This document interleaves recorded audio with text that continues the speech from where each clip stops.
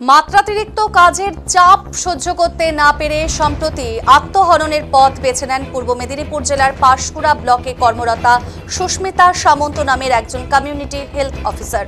উচ্চ আধিকারিকবর্গ অমানবিকভাবে প্রতিনিয়ত কাজের জন্য চাপ সৃষ্টি করার জন্যই এই আত্মহত্যার পথ বেছে নিয়েছেন তিনি বলে অভিযোগ।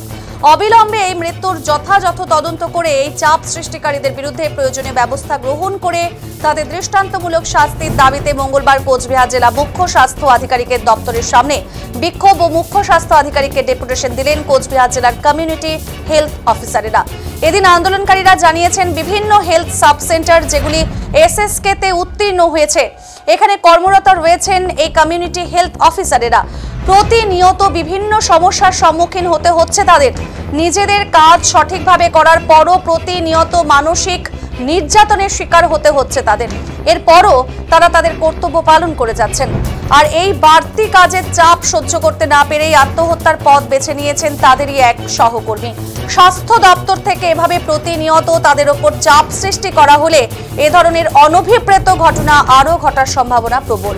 তাই এই ব্যাপারে স্বাস্থ্য দপ্তরের দৃষ্টি আকর্ষণ করার পাশাপাশি এই মৃত্যুর যথাযথ তদন্তের দাবি নিয়েই কিন্তু তাদের ওপর বাড়তি চাপ কমানোর দাবিতে এদিনের এই ডেপুটেশন ও আন্দোলন কর্মসূচি বলে জানিয়েছেন আন্দোলনকারী কমিউনিটি হেলথ অফিসারেরা।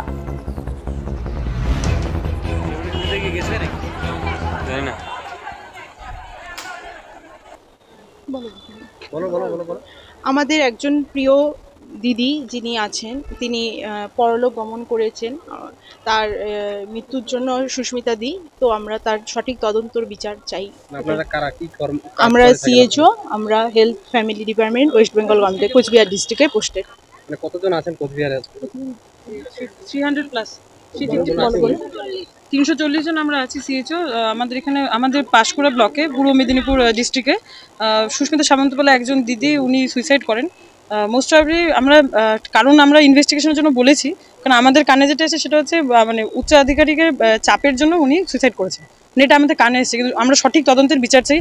কেন কি আমরা আমাদের প্রত্যেকেরই ফ্যামিলি আছে এবং আমরা ফ্যামিলির চাপ সামলেও আমরা ডিউটির সমস্ত কাজ করে আমাদের ফ্যামিলি টাইমে আমাদের ডিউটির কাজ করতে হয়। তো সেটা আমরা চাই যে যাতে নেক্সট কোনো সুস্মিতা দিদি যাতে না হয়, কারণ আমাদের প্রত্যেকেরই কম বেশি বাচ্চা আছে, তারা অনেকেই বিবাহিত। তো সেই বাচ্চাটা যেন এরকম বাচ্চা যেন আর মা হারা না হয়, তো সেটা আমরা একটা তদন্তের দাবি চাই।